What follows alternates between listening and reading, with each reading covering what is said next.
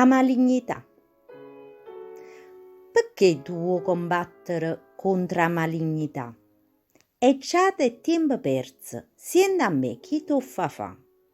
La gente non ne cagna, si crede una casa eterna e non capiscono che poi in un momento che pure loro hanno a fare conto. Se Dio potesse agire, non ci esistesse lingua per ferire. Parenti, amici o conoscenti, a cattiveria tengono tutto quanto. A volte non te ne accorgi manca tu. Se hai fatto o ritto qualche cosa o a qualcuno hai fatto male. Involontariamente sì, pure tu l'hai fatto qualche volta.